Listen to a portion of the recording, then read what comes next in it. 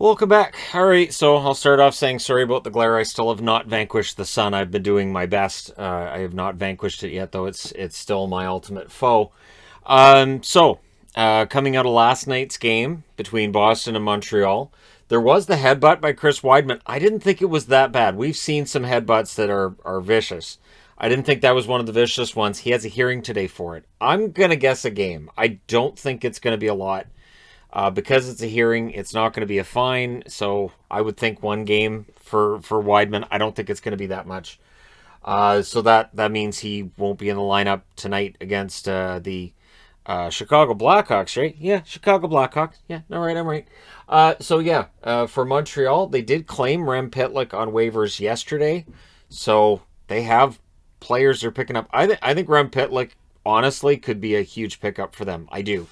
I think that Pitlick just was suffering from the numbers game in Minnesota. And they've recalled Caden Primo because Jake Allen is hurt. So that's not great news for Montreal. But if you've been following Montreal this season, there is almost no great news for Montreal unless you really wanted to see Shane Wright in a Montreal jersey. And right now, they sit 32nd overall. So we are in bizarro world here. Eric Staal has signed a tryout with the Iowa Wild. So I decided I was going to wear the Iowa jersey today for the first time. And Eric Staal, I think, can be good for Minnesota. You have to assume that Minnesota will pick him up. Now, Eric Staal could very well be going to the Olympics, right? So if Eric Staal goes to the Olympics, it may be that if he has a really good Olympics, Minnesota picks him up. And there you go. No harm, no foul, right? And no risk either. Eric Staal, I think, had some of his best years in Minnesota after kind of being left out there as well. He doesn't have it anymore. So I'm glad to see him back in Minnesota. Still kind of surprised that Carolina didn't find room for him, but if this is his last go around, I think that could be a very helpful pickup for the Minnesota Wild. And I understand that it's a tryout right now for Iowa, but that's kind of how that works. We've seen that with Rask. We've seen that with others too. You get your tryout, you might get a couple of games in the AHL, and then you move up. And so we'll see if Staal plays in the AHL or what happens there. Alex Ovechkin misses practice today with an upper body injury. I honestly think that Ovechkin's been fighting through injuries since before the season started. He got hurt in that game against Philadelphia. I honestly don't think he's been 100% for a lot of this season, and it's remarkable to look at how many points he's scored. Upper body injury, kind of a maintenance thing. They don't play till Saturday anyways, and I think this is kind of how they're going to manage it. I think that Ovechkin's going to miss practices here and there. They'll give him days off. And even, Ovechkin at 90% is still better than most players at 100. So Ovechkin, not in practice today, nothing to worry about. They play Saturday. There's been no talk about whether or not he'll play Saturday because it's Ovechkin. Of course he'll play Saturday. Winnipeg, the only thing I could say for Winnipeg tonight is we're going to see a lot of debuts. We're going to see a lot of young guys in the lineup. There are a lot of players being added to the protocol list for Winnipeg. Game not postponed yet, but as I mentioned yesterday, they're also dealing with this at the Manitoba level in the AHL, so it limits who they can call up and it limits what they're able to do to get around all this. So all the best to all the young guys who are making their debut tonight for the Winnipeg Jets. And, here's to hoping for a good game for them and hopefully no injuries as well. Because we've seen, last night with Montreal and just with Montreal in general, you have your outbreak and then you add your injuries and it can add up very, very quickly. St. Louis went through that too. A lot of teams have gone through it. Tonight, of course, marks the return to the net for Tuukka Rask for the Boston Bruins. As I mentioned in the review last night, I thought it was odd that Boston fans were chanting, "We want Tuukka," while they're winning a game over Montreal handedly, and Ullmark's had a good game. I thought that was odd. I'm mentioning it again here, I think it's odd. I hope Rask has a good game. He hasn't played in some time. It's his first game back. He didn't get the kind of reps that they wanted him to in Providence, so it's possible that we could see a night where he allows a goal on the first shot, maybe 2 goals on the first 3 shots, and then settles in, that kind of thing. Wouldn't necessarily surprise me if that were to take place. And of course, I've been a fan of Tuukka Rask for a very long time. I understand the excitement about Rask coming back, but in the back of my head, I'm thinking, when Boston's had problems, it hasn't really been the goaltending that's cost them. At least I didn't think so, but we'll see what happens with Rask back. If you're a Canuck fan, this might be good news. I don't know. Andre Palat's out tonight, lower body injury. He's likely out until at least Tuesday. And I only say, I don't know, because when Tampa Bay has players out, it does not affect them. It did not adversely affect them having Kucherov out. It does not adversely affect them when Stamkos has missed games. So even though Palat's got a lot of goals, any other team we'd be talking about, hey, this could hurt, it's Tampa. So Palat's out. I'm assuming Colton gets a couple of goals. We might see a goal from Maroon.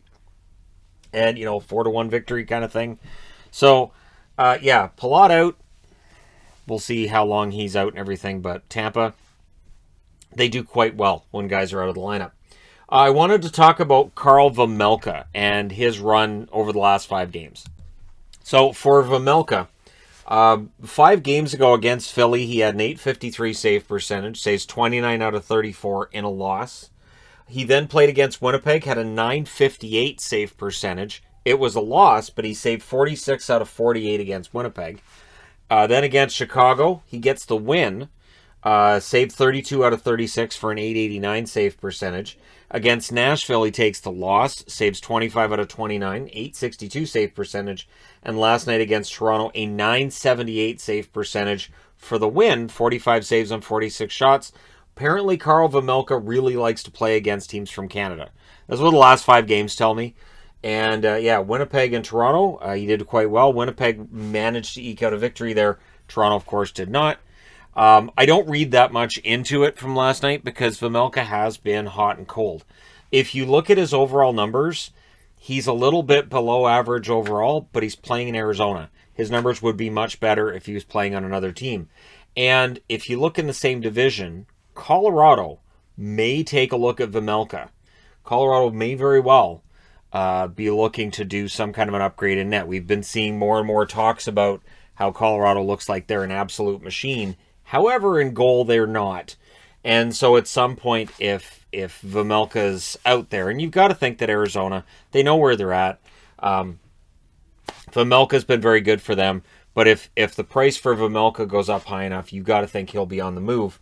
And so seeing games like this 45 save win here, this 46 save loss here, the one thing it makes you wonder too is Vejmelka the kind of goalie who thrives when he faces more shots? There are goaltenders who have thrived when they face more shots and have a bit more difficulty. The example I always use is Curtis Joseph. And so maybe for Vejmelka, maybe he's a goaltender that thrives on facing more shots, in which case going to Colorado might not be the best fit for him, but, we'll see. I wouldn't think that if he's able to keep up the kind of numbers he's been showing that he'll be in Arizona much longer. Only because we know what they are, we know what they're going through, and if somebody has a lot of value at the trade deadline, they're likely going to go unless they're signed to a long-term contract. I keep seeing all these discussions of Jakob Chychrun and all this. Jakob Chychrun, I would think, would take a lot to get out of Arizona, and rightfully so. For Chychrun, his value should be kind of astronomical because once he gets out of Arizona, the rest of the league, depending on where he goes, the rest of the league will find out just how good he is. Jakob Chychrun is a fantastic defenseman. And then to round out the news of the day, Gregory Hoffman's on waivers for the Columbus Blue Jackets so they can terminate his contract. He's gone home to Switzerland. So that's the end of that. And so for Columbus, they're doing what they have to do. That opens up a contract spot, so maybe they bring somebody else in. That is always a possibility. You have 50 contracts you're allowed to have signed at any time if you're an NHL team. And so with Hoffman off there, and that's something to keep an eye on too with Cap Friendly. There are some teams that are right up against that 50 contract limit, and there are some that still have some space there to bring in a couple of guys if they decide to, maybe somebody from Europe, or maybe somebody who's still been sitting out there from last year that was a UFA. So we'll see what happens with Columbus and just overall over the next couple of months' time. as we run up against the trade deadline. The one thing I do wonder is when everything's rescheduled, if they move the end of the season back a week, do we see the trade deadline move back at all, or do they just leave it where it is? Let me know your thoughts in the comment section below as always. Don't forget to hit like and subscribe if you're browsing your way through. You just tap it upon this video. Thank you guys so much for watching, for all your support. I will talk to you again soon.